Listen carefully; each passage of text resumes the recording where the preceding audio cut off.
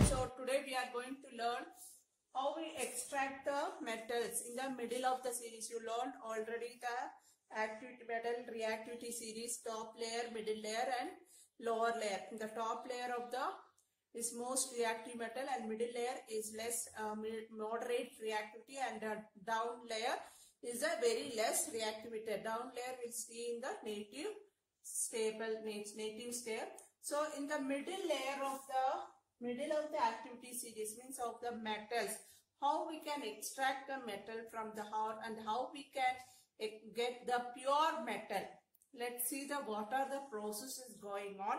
So in the metals in the middle of the activity series, such as iron, zinc, lead, copper, etc., are moderately reactive. These are, we can see in the activity series middle part.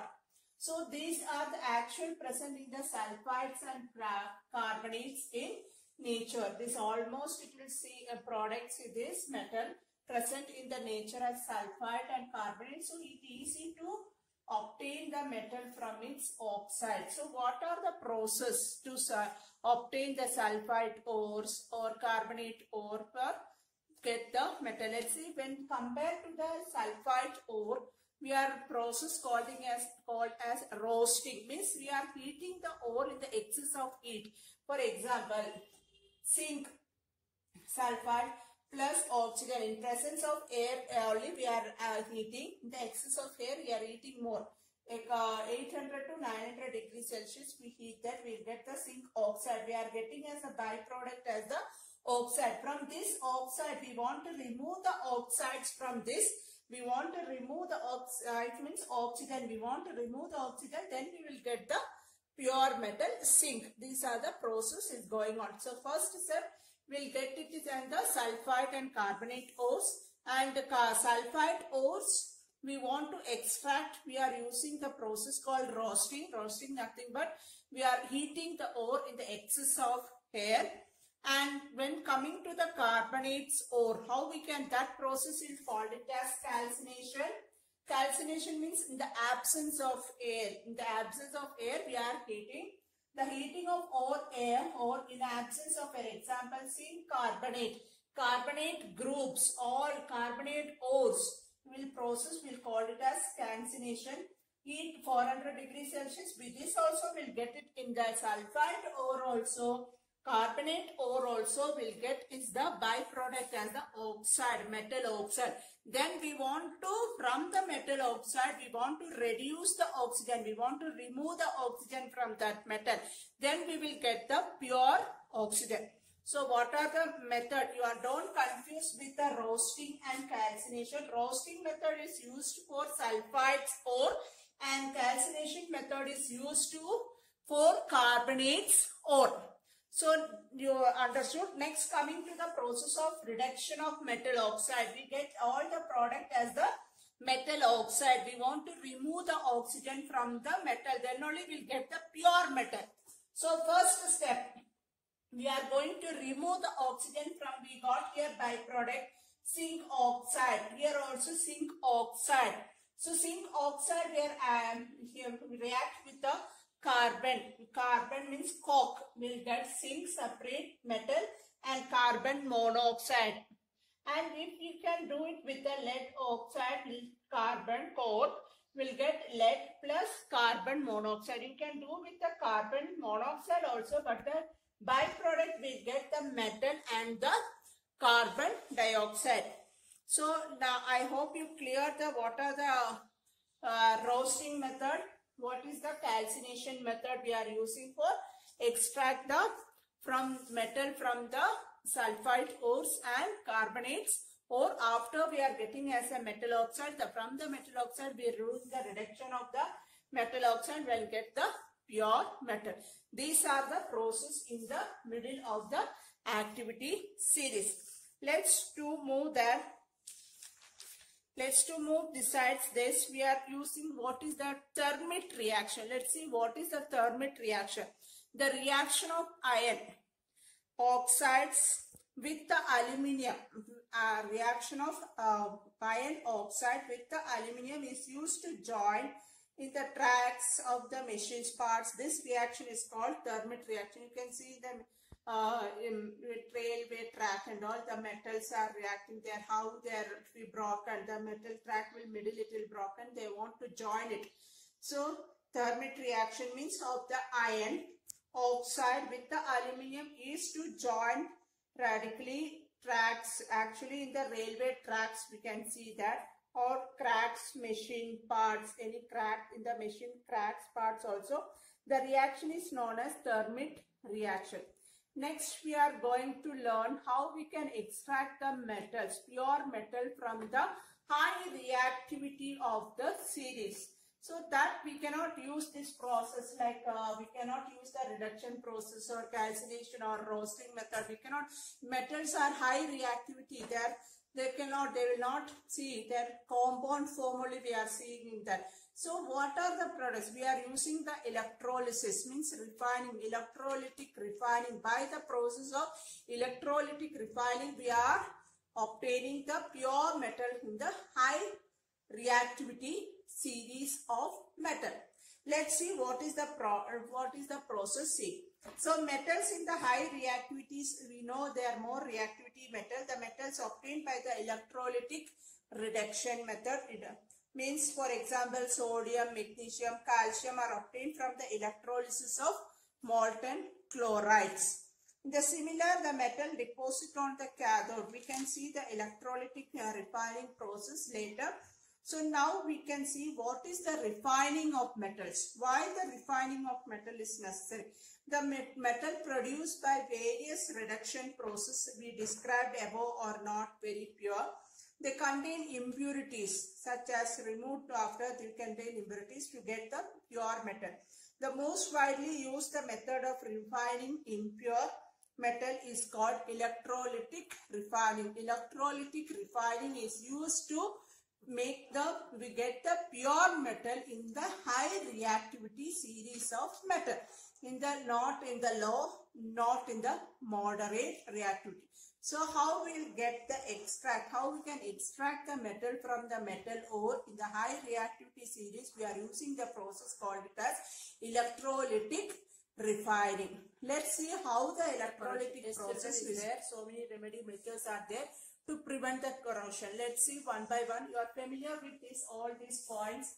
Painting, already you are seen in the summer time. The most of the house will paint, furnitures will be put the polish, everything. Have you wondered why we are doing it? If you paint outside, before rain will start, we'll paint the gate. Why we have to do that and all painting work? So to prevent the corrosion. Why means you already learned what is corrosion. Rusting of iron. So next, oiling. If when any part will start the rust, we will apply the oil. It will prevent the corrosion. Rusting it will prevent. Next is greasing. In your vehicles and all, will put the grease. Have you seen your father is doing some most of the time. And next coming on galvanizing and chrome plating, anodizing and making alloy. So what is this? These three are you are familiar with in your daily life process of painting, oiling and greasing. Let's move to this galvanizing. What is galvanizing? It's nothing but children. We are coating with a zinc plate. Iron material will be coated with a zinc plate to prevent the corrosion. Zinc has no corroded metal. Zinc is not a corroded metal. So we'll plate it with the outer covering. We'll give the outer covering for the iron materials with the zinc. That process is called it as galvanization. So galvanization is the method of protecting steel and iron from rusting by coating them with a thin layer of zinc. We can give the definition. I can once again and repeat you. Nothing but the coating of iron surface with the zinc to prevent the corrosion. If you give the definition, is a method of protecting steel and iron from where they want to protect, from the rusting, means corrosion, from rusting or corrosion by coating them with the covering them with the thin layer of zinc. This process is called it as galvanization. Next comes to this process, we are using that electrolysis method. So many methods we are using. So now we are not going to move to that. Just we know what is the galvanizing. Next process means prevention of corrosion. We are going alloying. Alloying means we are almost with aluminium coating iron with the, you already know that iron poles is there. We are coated the iron poles with the aluminium metals. That will call it as alloy. So one more thing, children, that we are using is the iron material for all the purpose wherever we are for. This iron actually in the pure state, the iron is very soft metal. When we heat it will melt very fast. So the mixture, we want to make it strong. We are adding carbon, it will become so hard. If we add nickel and chromium, it will become the stainless steel. Like that, the process will fall. So alloy is a very good method. Alloy is a very good method of improving the properties of metal. They will improve the properties of metal by adding the different metal. So example, alloy is the homogeneous mixture. You already learned in the grade 9 what is the homogeneous mixture, what is the heterogeneous mixture, everything in the chapter 2. So it's a homogeneous mixture with two or more metal or that a non-metal. It's a combination of two or more metals or a non-metal. Why we want to do? It's the first melting. If we prepared by the first melting the primary metal and then dissolving the other metal, it is in the definite proportion, then cooled at the temperature. Alloy is a very good method of providing the properties strength of a metal. For example, I told you iron is very mostly widely we are using the metal called iron. Iron is a soft in the pure state. We want to make it hard. We are using that, we cannot use it. So hard things we want to use for coal, everything. So we want to, what they will do, they will add some carbon with them, the mixture. Then thus iron will become so hard. Easily that, so iron is mixed with the nickel and chromium. If the iron is mixed with the nickel and chromium, we will get the stainless steel that is very hard. It has no rusting property. It will not rust at all.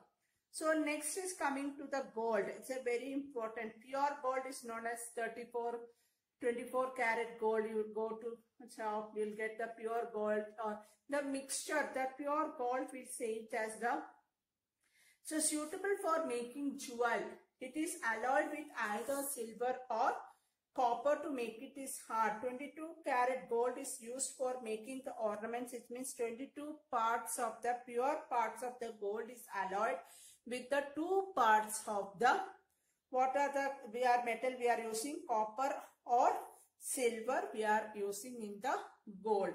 So alloying, they are now clear that most of the metals are not that the natural properties is very not be there. So you want to mix with some other property. That process is called it as alloying.